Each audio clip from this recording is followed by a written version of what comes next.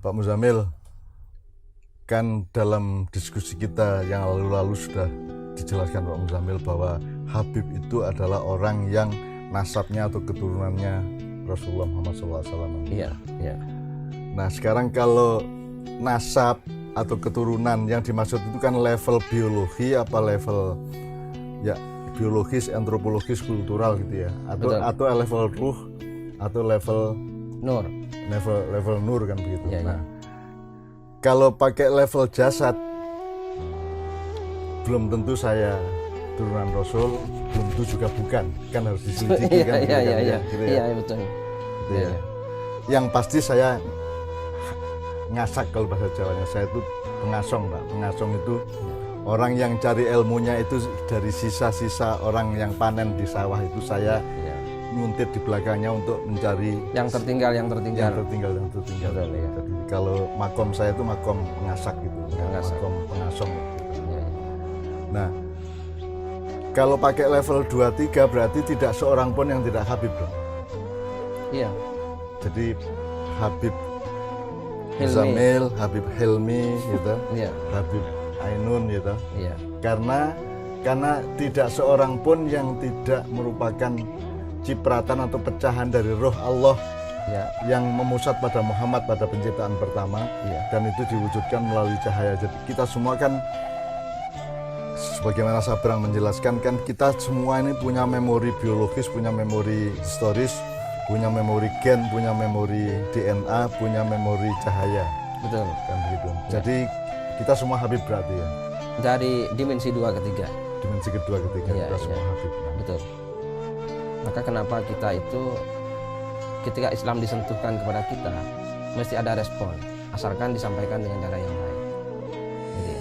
Maka kalau Imam Ghazali menyatakan aslinya orang itu kalau tidak menganut Islam bisa karena cara penyampaiannya yang Iya. kurang tepat. Nah, kita semua Habib ini tidak lantas kita bergembira begitu saja tanpa implikasi dan konsekuensi kan. Iya. Iya. Kalau kita ini Habib, ya Habib Muzamil, Habib Hilmi, Habib Najib gitu ya. Berarti saya punya tanggung jawab, punya beban, punya kewajiban sebagaimana yang sudah dilaksanakan oleh Rasulullah, kan begitu kan. Betul.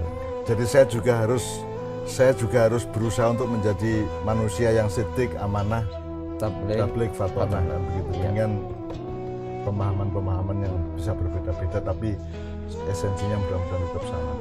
Kita bergembira, kita semua ini Habib bukan soal eksistensi, bukan soal bahwa kita mau pamer, mau hebat di depan orang, karena tidak seorang pun yang bukan Habib. Betul. Kan kalau dibilang semua Habib berarti kan tak seorang pun yang bukan Habib. Yang bukan Habib.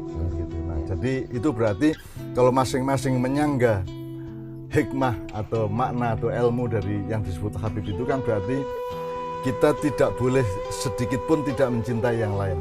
Kita tidak boleh sedikit pun menista, menyakiti, meremehkan, melecehkan, membuli atau apapun kepada siapapun yang lain karena semua adalah Habib. Betul. Gitu ya. Betul. Ya? Iya, iya. Semua adalah Habib. Kata Habib atau status atau fungsi sebagai Habib itu seperti Pak Muzamil sering jelaskan kan, dia mencintai dan dia juga dicintai. Kan gitu. Jadi Habib adalah orang yang mencintai Rasulullah dan Allah, yang juga dicintai Allah dan Rasulullah. Ya. Kan gitu. Karena semuanya Habib itu dikata hub atau mahabbah, berarti mestinya hubungan antar kita itu ya hubungan saling mencintai. Ya. Selain hub apa kemungkinan hubungan yang lain? Ada hubungan hak, Ya. ada hubungan khair. Ya.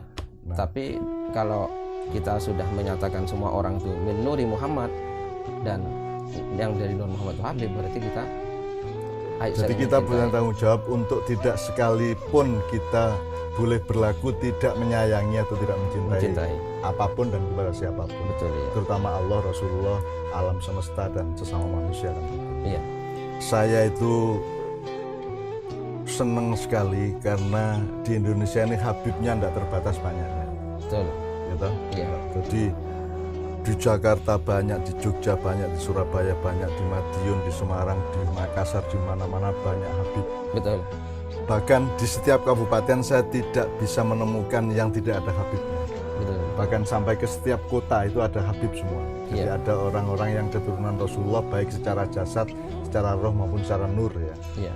itu membuat kita bergembira. Itu kalau secara gampangannya itu membuat kita pasti selamat lah. Kita pasti tidak hancur lah. Kalaupun tidak selamat ya tidak hancur lah. Betul ya. Betul. Gitu ya. Karena bertebaran orang-orang yang dicintai Allah, dicintai oleh Rasulullah, sehingga kita dompleng di belakangnya. Betul. Ya. Karena beliau adalah orang yang bisa menciptakan dan memelihara keseimbangan kehidupan sebagaimana Allah wasama arafa'aha wa wada'al mizan. Maka menurut saya apapun saja yang terjadi di Indonesia, sezalim apapun, sebrutal apapun, sekejam apapun, setidak jujur apapun, tetap secara keseluruhan kita akan tetap diselamatkan oleh Allah karena saking banyaknya penyeimbang karena penyeimbangnya tetap tidak terbatas jumlahnya kan. Betul. Kegembiraan saya itu bukan hanya soal nasib kita di depan Allah.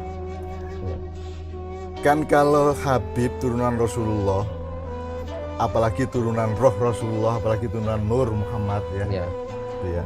Itu kan berarti ada representasi Muhammad itu di Indonesia. Betul. Di mana-mana Di seluruh mana-mana. Nusantara. Ya, seluruh Nusantara. Lembut, santun, tidak Jujur. sombong, jujur, adil, Betul. penuh kasih sayang, bahkan berjalan pun menunduk kan gitu, berjalan pun menunduk, dan seperti orang menuruni bukit itu kalau berjalan Rasulullah. Tidak berarti kita harus jalan kayak gitu, tapi pokoknya saking banyaknya turunan Rasulullah di Indonesia, kita menjadi lebih tenang karena berarti frekuensi kejujuran, frekuensi keadilan, frekuensi kelembutan, kesantunan, kebijaksanaan itu sangat mencukupi di seluruh Nusantara. Betul. Jadi dengan keadaan politik atau keadaan budaya kayak apapun saja, kita tidak cemas karena toh banyak penyeimbangnya kan. Banyak penyeimbangnya, betul. Ya. Ketika Allah memfirmankan was-sama arafa'aha wa wada'al mizan, itu as-sama itu berarti minus arta. Yang disebut langit itu apakah berarti bukan bumi? Ataukah sama itu the whole thing, semuanya? Ya kan itu cakrawala saya kira. Karena cakrawala ya masuk bumi. Ya. Kan Allah mengatakan was-sama dan Allah meninggikan langit dan meletakkan keseimbangan. Ya. Nah, keseimbangan itu kan tidak hanya di langit, karena bumi ini bagian dari langit yang dihamparkan oleh Allah. Betul.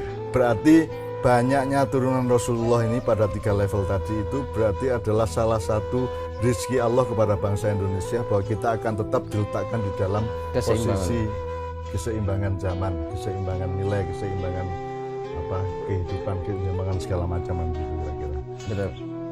Nah, jadi as-sama itu bukan kata benda, Pak. Kata benda tapi bukan materi, Pak. Iya. Langit ya, kita bagian dari langit. Ya. Betul. Karena langit itu suatu ruangan aslinya. Ya. Satu ruangan yang kita belum tahu berlapis-lapis sampai 7 kita belum tahu. Pokoknya itu satu ruangan di mana bumi termasuk. Jadi kalau kita ke bulan kan bumi ini jadi langit kan. Kalau kita ke Mars, ke Pluto, ke Neptunus, ke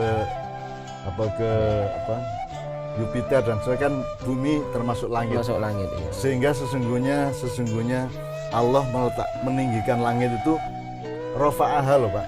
Iya.